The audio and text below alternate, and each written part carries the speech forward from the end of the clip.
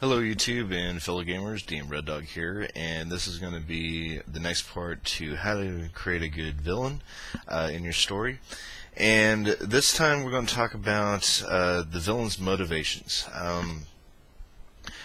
So first off, let's start with stereotypes. Think about all the different villains that they had something that was driving them, something that was motivating them to do what they do. One of the ones that you see a lot of in books and TVs and movies is obviously ambition. Trying to be in power or gain power to rule, things of that nature, be in command of a situation. That is a very basic theme and also a very good one to work with, because there's also different directions you can actually take the villain's ambition. Okay? And so let's look at a few of them. First off, they want to be king. Okay, well, how are they going to get there? Are they going to, might makes right? I'm going to take it because I'm more stronger and powerful. Okay, that could even be in like any type of command structure. I'm bigger, better. I should be the one in charge, and I'm going to take it from you. They may be in the right, that they are stronger and better. They may be in the wrong, just have a overinflated view of themselves. So you need to kind of think about that one first and foremost. But the other thing is that sometimes take the guy's overzealous about wanting to be the hero. He wants that prestige. He's feeding off his ego. He may not necessarily want to be king, but he wants to be that most, spoken for generations of how great he is, and he's out in that public light. He feeds off, people in that energy. So again, that is an ambitious endeavor. Sometimes, they might look at a situation and say, hey, I see this, there's way too many people trying to manipulate the situation. It should be, very iron-handed, fisted. My word is law. That's the way the king or the ruler should be. So, damn the rest of y'all, whatever I say goes. Okay. Very domineering, but, that's the way they see it. That's what, they want that. And that usually ties with another one of, trying to maintain order. They see chaos. They see a lot of crime. They see a lot of, magic going wild. And they're just trying to restore order. That can go into somewhat of a vigilantism. The laws aren't very clear, or they're too stifling that, by God, I'm going to take this and get this sorted out. So trying to maintain order by any means necessary.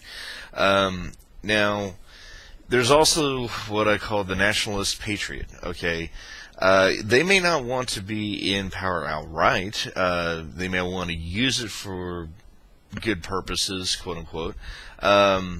And that, they've seen that this kingdom was once great. It had a vast army. Everybody was like, now it's kind of fallen into disarray. And so they're going to, bring back the glory days, bring back and unite the, the division and, the clans or whatever the case may be. So, with a good intent, so they don't necessarily have to, drive towards, rulership, monarchy, things like that. It could just be for an ideal, and you can take that any direction you want. And again, it could be in the right, it could be unneeded, or unwarranted. So you need to build off those aspects. And remember, a villain does everything with a purpose. I mean, yes, it's probably towards their greater goals, their objectives. They may even think in their mind that they're doing this for the greater good. And again, that's their perspective, not necessarily the societal, the king's, or even your heroes, your players' perspective, but that's their perspective. You have to keep that outright. Don't always have to make it challenging. I mean, sometimes when the heroes find it, they kind of get in that limbo of, hey, he's really, is this truly an evil thing, or is it just the ethics of the situation? So, but also, when you've got that motivator, there's going to be the consideration of ethics. There are things that the villain is willing to do.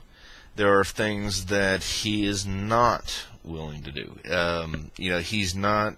He may try not to, divide the country. He's been the villain. This, he knows that if he did, he went across this one area, it would break the whole, everything he's striving to build.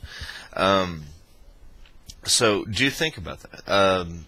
What is the one thing that villain, no matter what, he's not going to do that. I mean, even a bad guy, has some instilled morals. Take it from an example. Any assassin, they're going to have a code.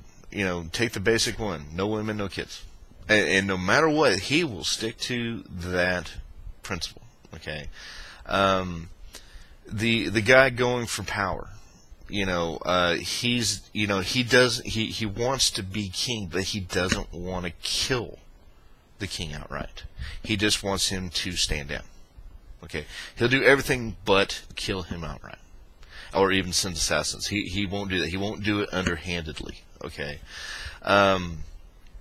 So, try to, it's a tricky balance, but it's something that, will give a little bit more depth and a little bit more intrigue and interest in your villain.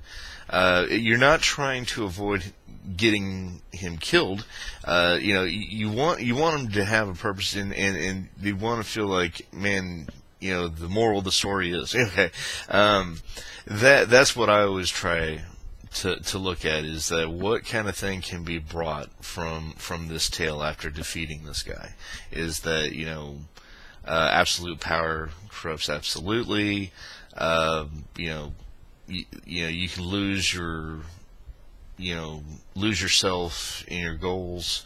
What is you willing to sacrifice? And the best one is that what a man who has nothing is the most dangerous man, and so again, I take the broad scope of ambition and break it up. It can go in so many directions, but again, it is such a basic theme that you can expound upon and have so much fun with. So, anyway, again, thoughts, comments, questions, comment down below. Thanks for watching.